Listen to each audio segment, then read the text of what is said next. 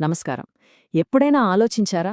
మన భారత రాజ్యాంగం, ఎన్నో ఏళ్లు కష్టపడి రాసుకున్న రాజ్యాంగం, అమల్లోకొచ్చిన జస్ట్ 15 నెలల్లోనే దాన్ని మార్చాల్సొచ్చింది? ఎందుకు? దాని వెనుక ఉన్న కథ చాలా చాలా ఆసక్తికరంగా ఉంటుంది. ఇది ఊరికే చట్టంలో చేసిన మార్పు కాదు. అప్పుడప్పుడే స్వాతంత్ర్యం వచ్చిన మన దేశం ఎదుర్కొన్న మొట్టమొదటి అతిపెద్ద సవాలు. మరి ఆ కథేంటో ఇప్పుడు చూసేద్దాం. అసలు పాయింట్ ఇదే కదా. అంత మేధోమథనం చేసి ఎన్నో చర్చలు జరిపి తయారు చేసుకున్న రాజ్యాంగాన్ని కేవలం ఏడాదిన్నరలోపే మార్చాల్సినంత అవసరమేమొచ్చింది? అసలు కారణాలేంటి? అవును, మీరు విన్నది కరెక్టే. కేవలం 15 నెలలు. ఆలోచించండి, ఇంత తక్కువ టైంలోనే రాజ్యాంగాన్ని మార్చాల్సొచ్చిందంటే అప్పటి ప్రభుత్వం ఎంత పెద్ద, ఎంత అత్యవసర పరిస్థితిని ఎదుర్కొని ఉంటుందో మనం అర్థం చేసుకోవచ్చు. స్పష్టంగా వాళ్లను ఏదో ఒక పెద్ద సమస్యే వెంటాడుతోందనమాట. సరే, మరి ఆ మొదటి సవాలు ఏంటి? రాజ్యాంగం అమల్లోకి రాగానే ప్రభుత్వాన్ని అంతలా ఇబ్బంది పెట్టిన ఆ సమస్యలేమిటో ఇప్పుడు చూద్దాం. అసలు సమస్య ఎక్కడ మొదలైందంటే కోర్టు తీర్పులతో. చూడండి, అప్పటి ప్రభుత్వం దేశంలో కొన్ని కీలకమైన సామాజిక, ఆర్థిక సంస్కరణలు తేవాలని చూస్తోంది. కాని కోర్టులు ఏం చేశాయంటే ప్రాథమిక హక్కుల పేరుతో వీటికి అడ్డుకట్ట వేయడం మొదలుపెట్టాయి. ఇది ప్రభుత్వానికి అస్సలు ఊహించని ఒక పెద్ద సవాల్గా తయారైంది. దీంతో ఒక పెద్ద సంఘర్షణ మొదలైంది.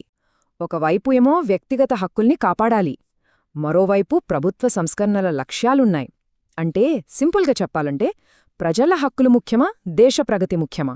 ఈ రెండింటి మధ్య బ్యాలెన్స్ తీసుకురావడం ఎలా? ఇక్కడ చూస్తే మనకు ఆ సంఘర్షణ చాలా స్పష్టంగా కనిపిస్తుంది. ప్రభుత్వ లక్ష్యమేంటి? భూ సంస్కరణలు తేవాలి, జమీందారీ వ్యవస్థను రద్దు చేయాలి. అంటే ఏంటి? కొద్దిమంది చేతుల్లోనే వేల ఎకరాల భూమి ఉండే పద్ధతిని మార్చాలి. కాని కోర్టులు ఏం చేశాయో తెలుసా? ఆస్తి హక్కు ప్రాథమిక హక్కు అని చెప్పి ఈ సంస్కరణలకు బ్రేకులు వేశాయి. సరే, మరి ఏ ఆర్టికల్సు ప్రభుత్వానికి ఇలా అడ్డుగా నిలిచాయి? ముఖ్యంగా మూడున్నాయి. ఒకటి ఆర్టికల్ 31, అంటే ఆస్తి హక్కు. దీనిని వాడుకుని జమీందారీ రద్దు చట్టాలను కోర్టుల్లో ఛాలెంజ్ చేశారు. ఇక రెండోది ఆర్టికల్ 19(1)(g), అంటే వ్యాపారం చేసుకునే హక్కు. ఇది ప్రభుత్వ జాతీయీకరణ ప్లాన్స్కు అడ్డంకిగా మారింది. అంతేకాదు, వాక్ స్వాతంత్ర్యంపై కోర్టులిస్తున్న విస్తృతమైన వ్యాఖ్యానం కూడా కొన్ని ఇబ్బందులు తెచ్చిపెట్టింది. సో, ఈ న్యాయపరమైన చిక్కుముడిని విప్పడానికి ప్రభుత్వం ఒకే ఒక్క చాలా బలమైన అడుగు వేసింది. అదే 1951లో తీసుకొచ్చిన మొదటి రాజ్యాంగ సవరణ చట్టం. కాబట్టి ఈ సవరణ ముఖ్య ఉద్దేశం చాలా సింపుల్ అండ్ క్లియర్. ఈ సమస్యలన్నింటినీ పరిష్కరించాలి. అన్నింటికంటే ముఖ్యంగా ఎలాగైనా సరే భూ సంస్కరణల చట్టాలను కోర్టు సవాళ్ల నుంచి కాపాడాలి. సరే, మరి ఈ సవరణ ద్వారా రాజ్యాంగంలో అసలు ఏమేం మార్పులు తీసుకొచ్చారు? వాటి గురించి ఇప్పుడు కొంచెం వివరంగా చూసేద్దాం. ఓకే, ఇక్కడ మనం చూస్తే 3 చాలా ముఖ్యమైన మార్పులు కనిపిస్తున్నాయి. First, article 15. దీని కింద వెనుకబడిన వర్గాల కోసం స్పెషల్ ప్రొవిజన్స్ చేర్చారు. Second, article 19. వాక్ స్వాతంత్రంపై సహేతుక పరిమితులు, అంటే రీజనబుల్ రెస్ట్రిక్షన్స్ పెట్టే అధికారం ప్రభుత్వానికి ఇచ్చారు. ఇక మూడోది చాలా కీలకమైనది, ఆర్టికల్ 31. దీనికి కొత్తగా 31A, 31B అనే క్లాజులు, ఇంకా 9వ షెడ్యూల్ జోడించి భూ సంస్కరణలకు ఒక రక్షణ కవచం లాంటిది ఏర్పాటు చేశారన్నమాట. ఇది నిజంగా సామాజిక న్యాయం దిశగా వేసిన ఒక పెద్ద అడుగు. కొత్తగా చేర్చిన ఈ క్లాజ్ 15(4)తో సామాజికంగా, విద్యాపరంగా వెనుకబడిన తరగతుల కోసం, అంటే ఎస్సీ, ఎస్టీ, ఓబీసీల కోసం స్పెషల్ ప్రొవిజన్స్ చేసే అధికారం ప్రభుత్వానికొచ్చింది. మనకు తెలిసిన రిజర్వేషన్ల లాంటి పాలసీలకు పునాది పడింది ఇక్కడే. ఇక వాక్ స్వాతంత్ర్యం విషయానికొస్తే ఆర్టికల్ 19కి సహేతుక పరిమితులు లేదా రీజనబుల్ రిస్ట్రిక్షన్స్ అనే మాటను యాడ్ చేశారు. దీనివల్ల ఏమైందంటే దేశ భద్రత, పబ్లిక్ ఆర్డర్, విదేశీ సంబంధాలు ఇలాంటి కారణాలు చెప్పి ప్రభుత్వం వాక్ స్వాతంత్ర్యంపై కొన్ని పరిమితులు పెట్టొచ్చన్నమాట. సరే, ఇప్పుడు దాకా చూసింది ఒకెత్తు అయితే ఇప్పుడు మనం చూడబోయేది ఈ సవరణలోనే అత్యంత కీలకమైన, ఇంకా చెప్పాలంటే కాస్త వివాదాస్పదమైన మార్పు. అదేంటంటే భూ సంస్కరణల చట్టాల కోసం ఒక ప్రొటెక్టివ్ షీల్డ్, అంటే ఒక రక్షణ కవచాన్ని సృష్టించడం. ఆ రక్షణ కవచమే కొత్తగా తీసుకొచ్చిన ఆర్టికల్ 31B. ఇదేం చెప్తుందంటే రాజ్యాంగంలో 9వ షెడ్యూల్ అని ఒక కొత్త లిస్ట్ పెడతారు. ఆ లిస్టులో పెట్టిన ఏ చట్టాన్నైనా సరే అది ప్రాథమిక హక్కులను ఉల్లంఘిస్తోందని చెప్పి కోర్టులో ఛాలెంజ్ చేయడానికి వీల్లేదు. సింపుల్గా చెప్పాలంటే ఆ చట్టాలను కోర్టులు కూడా టచ్ చేయలేవు. అసలు ఈ 9వ షెడ్యూలేంటి?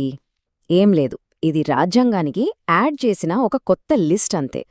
ఆర్టికల్ 31B ద్వారా ఏ చట్టాలకైతే ప్రొటెక్షన్ ఇవ్వాలనుకుంటున్నారో ఆ చట్టాలన్నింటినీ ఈ లిస్ట్లో పెడతారు. ఒక్కసారి లిస్ట్లో పెట్టారంటే వాటికి న్యాయపరమైన సవాళ్ల నుంచి కంప్లీట్ ఇమ్యూనిటీ వచ్చేసినట్టే. మరి ఈ కొత్త పవర్ని ప్రభుత్వం వెంటనే ఎలా వాడిందో తెలుసా?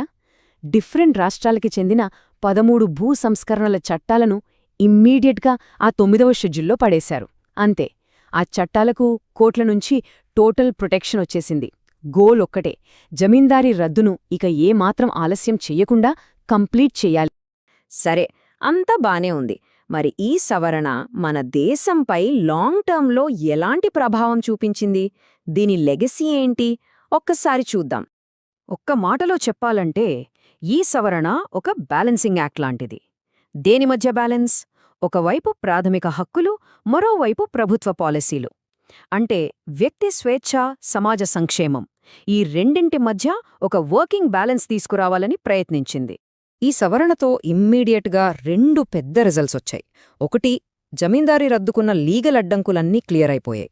2, ప్రభుత్వం తన సోషల్ అండ్ ఎకనామిక్ ఎజెండాను ఎలాంటి లీగల్ భయం లేకుండా ధైర్యంగా ముందుకు తీసుకెళ్లే పవర్ వచ్చింది. కానీ వీటన్నింటికన్నా ముఖ్యమైన లెగసీ ఏంటంటే, ఈ సవరణ పార్లమెంట్కి ఎక్కువ పవరుందా, జ్యుడిషరీకి ఎక్కువ పవరుందా అని ఒక పెద్ద రాజ్యాంగ చర్చను మొదలుపెట్టింది. ఆ చర్చ దశాబ్దాల పాటు సాగింది. ఇంకా చెప్పాలంటే ఇప్పటికీ ఆ చర్చ ఏదో ఒక రూపంలో మన దేశాన్ని ప్రభావితం చేస్తూనే ఉంది. చివరగా ఈ మొత్తం కథ మన ముందు ఒక పెద్ద ప్రశ్నను ఉంచుతుంది. ఏ ప్రజాస్వామ్యంలోనైనా సరే ప్రజల ప్రాథమిక హక్కులకు, ప్రభుత్వ విధానాలకు మధ్య సరైన బ్యాలెన్స్ అనేది ఎక్కడ ఉంటుంది? ఆ బ్యాలెన్స్ ఏంటి? ఈ ప్రశ్నకు సమాధానం వెతికే ప్రయత్నం అప్పుడు మొదలైంది. ఇప్పటికీ కొనసాగుతూనే ఉంది.